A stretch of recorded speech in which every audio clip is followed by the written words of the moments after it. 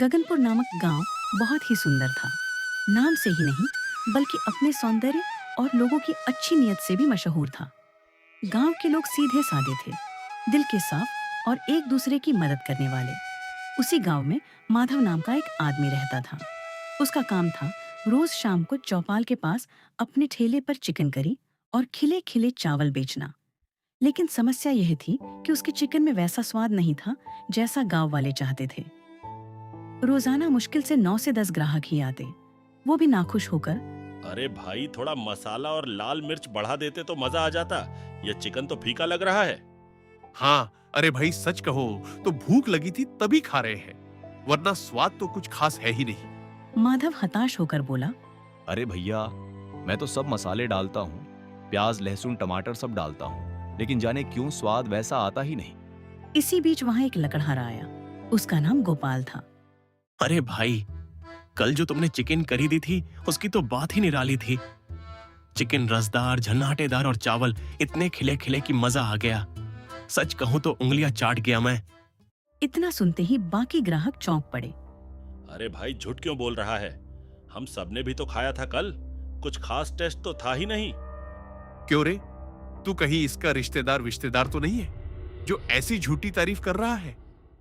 गोपाल ने गंभीर स्वर में जवाब दिया, नहीं भाई, मैं सच कह रहा हूं। मेरे लिए तो कल का चिकन बहुत स्वादिष्ट था। शायद तुम लोगों की जीभ को पहचान नहीं रही। छोड़ो यार, ये तो पक्का दोस्ती निभा रहा है। अच्छा भाई, एक प्लेट चिकन करी और चावल मेरे लिए भी पैक कर दो। ये मेरा मिट्टी का मटका है, इसमें डाल दो। जंगल जाते हुए आराम से खा लूंगा। माधव ने सिर हिलाया और प्लेट तैयार की, करी मटके में डाली और चावल पत्ते में बांध कर दे दिया। गोपाल अपने बोझे के साथ जंगल की ओर निकल पड़ा। जंगल पहुंचकर उसने लकड़ियां काटी। थकान से उसका शरीर चूर हो गया। उसने मटका खोला और चिकन करी देख मुस्कुरा उठा। अरे यार, ये तो ठंडी हो गई। चलो, जैसे कल गरम किया था वैसे ही आज भी कर लेता हूँ। उसने पास की लकड़ी उठाई, आग जलाई और मटके को उसके ऊपर रख दिया। थोड़ी ही देर में भाप उठने लगी। खुशबू जंगल में फैल गई। गरम गरम चिकन और चावल मिलाकर उसने पहला कौर मुंह में डाला और आंखें बंद कर बोला, वाह, क्या लोग हैं गांव के। स्वाद की पहचान ही नहीं है। ये चिकन करी तो लाजवाब है। चावल तो ऐसे हैं जैसे मोतियों की लड़ियां। वह मग्न होकर खाने लगा, मानो उसके लिए वही सबसे बड़ा भोज था। उधर माधव अपना ठेला समेटकर घर पहुंचा। बचे हुए चिकन की हांडी लेकर अंदर गया। उसकी पत्नी सरिता रसोई में इंतजार कर रही थी। क्या जी, आज भी चिकन करी बच गई? माधव ने गहरी सांस ली और बोला, हाँ सरिता, थोड़ी बच गई है। कितनी भी मेहनत कर लूं, लोगों को स्वाद ही नहीं आता। लगता है मेरे हाथों में वो जादू ही नहीं है। छोड़ो जी, लोग क्या कहते हैं वो उनकी बात है। चलो, अब हम दोनों मिलकर खा लेते हैं। दोनों बैठे और बचे हुए चिकन और चावल खाकर रात को सो गए।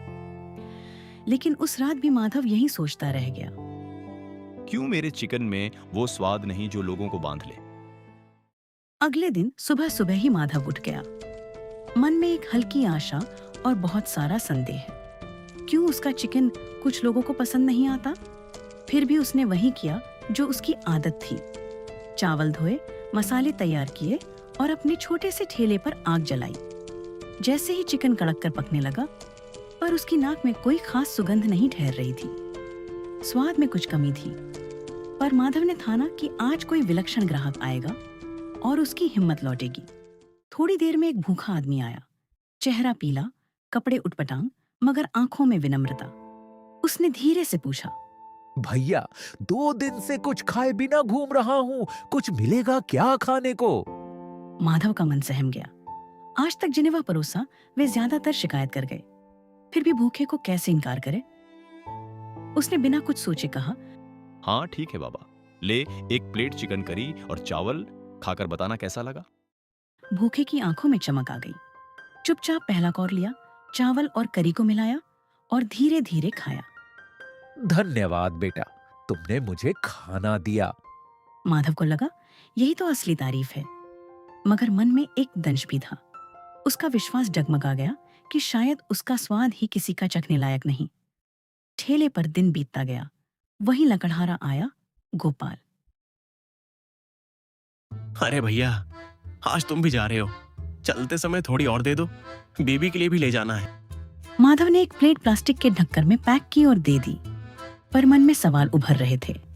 गोपाल रोज तारीफ क्यों करता है जबकि गांव वाले नाखुश रहते हैं? गोपाल घर लौट आया। उसने घर आते ही पोटली खोली और कहा, देखो, गांव का सबसे टेस्टी चिकन, एकदम झन्नाटेदार। पत्नी ने एक निवाला लिया और उसका चेहरा पलट गया। तुम मजाक कर रहे हो क्या? इसमें तो कुछ खास बात नहीं है। इससे अच्छा तो मैं घर पर ही बना लेती हूँ। गोपाल को भी विश्वास नहीं हुआ। उसने खुद भी चक्कर देखा, पर उसकी भी जीभ कुछ अलग महसूस नहीं कर रही थी। दोनों चुपचाप प्लेट वहीं रखकर बेड पर लेट गए, मन में उलझन। रात भर गोपाल की नींद उड़ी रही। उसने बार बार वही दोहराया, मैंने जंगल में क्यों इसे स्वादिष्ट पाया था। उसने याद किया कैसे मिट्टी के मटके के ढक्कन से उठती भाप, लकड़ी की हल्की खुशबू और अकेलेपन का सुकून मिला था। क्या यही कारण था? सुबह सुबह गोपाल लकड़ियां बांधने निकल पड़ा, मगर उसके दिमाग में कल रात की वही उलझन घूम रही थी। जंगल में गरम किया हुआ चिकन ही क्यों लाजवाब लगा, वही करी घर आकर क्यों फीकी हो गई। चलते चलते उसे ख्याल आया, शायद वजह चिकन नहीं, वो मिट्टी का बर्तन और लकड़ी की आंच ही है। वही तो खुशबू और स्वाद भर देती है। सोचते सोचते वह माधव के ठेले तक पहुंच गया। ठेले पर उस वक्त कोई ग्राहक नहीं था। माधव आलस से कढ़ाई हिलाता बैठा था। गोपाल ने सीधे कहा, भाई, मुझे लगता है राज मिल गया है। जब मैं तुम्हारा चिकन जंगल में ले जाकर मिट्टी के मटके में गर्म करता हूँ और लकड़ी पर रखता हूँ, तभी उसमें स्वाद भर जाता है। माधव ने निराश होकर सिर हिलाया। अरे भैया, ये सब तुम्हारा वहम है। असलियत ये है कि मेरे हाथ में स्वाद ही नहीं है, वरना ग्राहक क्यों ना भागते आते। गोपाल ने मुस्कुराकर उसकी आंखों में देखा। नहीं भाई, मैं सच कह रहा हूँ। कल शाम को भी जब मैं सीधा तुम्हारे ठेले से करी ले गया और वैसे ही खाया, तब उसमें कुछ मजा नहीं आया। पर जंगल में मिट्टी की हांडी में गर्म किया तो जीभ पर जादू उतर आया। माधव ठिठक गया। क्या सचमुच ऐसा हो सकता है? हाँ, बिल्कुल। लकड़ी की आंच, मिट्टी के बर्तन की खुशबू, यही तो असली स्वाद बनाते हैं। तुम कल वही मसाले डालकर देखो। बस इस बार चिकन को मिट्टी के बर्तन में पकाना, फिर देखना कमाल। माधव सोच में पड़ गया। आंखें चमक उठी, जैसे अंधेरे में अचानक दीपक जल गया हो। ठीक है भाई, अगर तेरा कहना सही निकला तो शायद मेरी किस्मत ही बदल जाए। किस्मत नहीं भाई, तेरी मेहनत और मिट्टी की खुशबू बदलेगी सब कुछ। अगली सुबह माधव ने जैसे ही आंख खोली, उसके मन में नई उमंग थी। आज वह पहला दिन था जब वह गोपाल के बताए तरीके को आजमाने जा रहा था। उसने ताजे मसाले पीसे, प्याज लहसुन भूनकर उसमें चिकन डाला और पूरा मिश्रण मिट्टी की बड़ी हांडी में भर दिया। फिर सावधानी से हांडी को ठेले पर रखा और चौपाल की ओर निकल पड़ा। चौराहे पर पहुंचकर उसने धीमी आंच पर चिकन पकाना शुरू किया। थोड़ी ही देर में मिट्टी की हांडी से भाप उठने लगी और चारों तरफ लाजवाब खुशबू फैल गई। हवा में एक अलग सी खुशबू घुल गई थी। माधव खुद भी चौंक गया। अरे, ऐसी खुशबू तो पहले कभी नहीं आई। लगता है आज कुछ खास होने वाला है। तभी दो आदमी जो कभी कभार उससे चिकन लेते थे, उत्सुक होकर उसके पास आ पहुंचे। अरे भाई, आज तो बड़ी गजब खुशबू आ रही है। कोई नया मसाला डाला है क्या? और ये मिट्टी की हांडी, तुम कब से इसमें चिकन पकाने लगे? भाइयों, आज से ही ये नया तरीका अपनाया है। मसाले वही हैं, पर हांडी और लकड़ी की आंच का कमाल है। खाकर बताओ कैसी बनी है। दोनों ने बेसब्री से प्लेट ली और चिकन करी चावल के साथ चखा। जैसे ही पहला कौर मुंह में गया, उनकी आंखें चमक उठी। अरे वाह, ये तो लाजवाब है। रसदार चिकन, मसालेदार करी और चावल ऐसे कि दिल खुश हो गया। सच में भाई, किसने तुम्हें इतना बढ़िया तरीका सिखा दिया? हम तो तुम्हारे दीवाने हो गए। ये सुनते ही माधव का दिल खुशी से भर आया। उसका चेहरा खिल उठा। थोड़ी ही देर में खुशबू से आकर्षित होकर और लोग भी आ गए। देखते ही देखते उसके ठेले पर भीड़ लग गई। जो लोग पहले कभी शिकायत करते थे, वही अब तारीफों के पुल बांध रहे थे।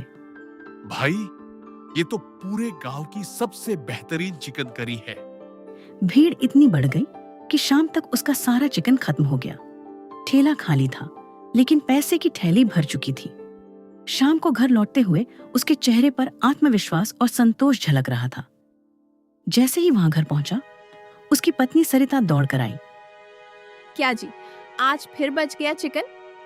नहीं सरिता, आज तो सब खत्म हो गया। और देखो कितने पैसे भी मिले।